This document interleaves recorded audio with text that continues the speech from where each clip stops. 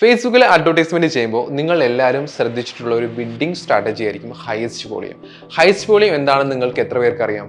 ഇന്നത്തെ വീഡിയോയിൽ നമുക്ക് ഫേസ്ബുക്ക് ബിഡ്ഡിംഗ് സ്ട്രാറ്റജീസുകളെ കുറിച്ച് നോക്കിയാലോ. I am Nandakishore from online academy. So let's get into the video.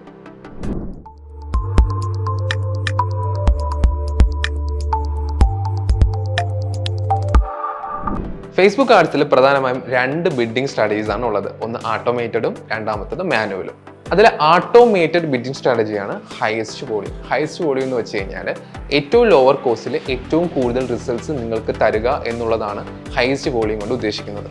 90% of അഡ്വർടൈസേഴ്സും use ചെയ്യുന്ന സ്ട്രാറ്റജിയും ഹയസ്റ്റ് വോളിയം തന്നെയാണ്. ഇനി മാനുവൽ ബിഡ്ഡിംഗ് സ്ട്രാറ്റജിയിൽ പ്രധാനമായും രണ്ട് സ്ട്രാറ്റജീസ് ആണ് ഉള്ളത്. അതിലൊന്ന് ബിഡ് ക്യാപ്പ്, രണ്ടാമത്തത് കോസ്റ്റ് ക്യാപ്പ്. ഇനി കോസ്റ്റ് ക്യാപ്പും ബിഡ് ക്യാപ്പും എന്താണെന്ന് നോക്കാം. കോസ്റ്റ് ക്യാപ്പിന്റെ കേസിൽ നമ്മൾ കോസ്റ്റ് പെർ റിസൾട്ട് ഗോൾ ഫേസ്ബുക്കിൽ സെറ്റ് ചെയ്ത് കൊടുക്കും. ഇതിന്റെ പേരിലായിരിക്കും ഫേസ്ബുക്ക് നമ്മൾ അഡ്വർടൈസ്മെന്റ് ഒപ്റ്റിമൈസ് ചെയ്യുന്നത്. ബിഡ് ക്യാപ്പിന്റെ കേസിൽ നമ്മൾ ബിഡ് കുറച്ചുകൂടെ സ്ട്രിക്റ്റ് ആയിട്ടാണ് ഇവിടെ ചൂസ് ചെയ്യുന്നത്. അത് ഒരു കാരണവശാലും ഈ ബിഡിന്റെ മുകളിലേക്ക് നമ്മൾ അഡ്വർടൈസ്മെന്റ് ഓപ്ഷനിൽ പാർട്ടിസിപ്പേറ്റ് ചെയ്യേണ്ട. ഇതാണ് ബിഡ് ക്യാപ്പ് കൊണ്ട് നമ്മൾ ഉദ്ദേശിക്കുന്നത്.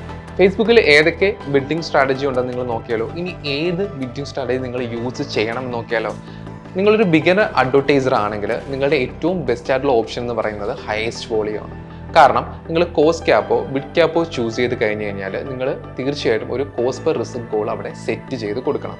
നിങ്ങളുടെ correct cost per result goal നിങ്ങൾക്ക് അറിയില്ല എങ്കിൽ നിങ്ങളുടെ അഡ്വർടൈസ്മെന്റ് ചിലപ്പോൾ സ്റ്റോപ്പ് ആവാം, ചിലപ്പോൾ കറക്റ്റായിട്ട് പെർഫോം ചെയ്യാതിരിക്കാം.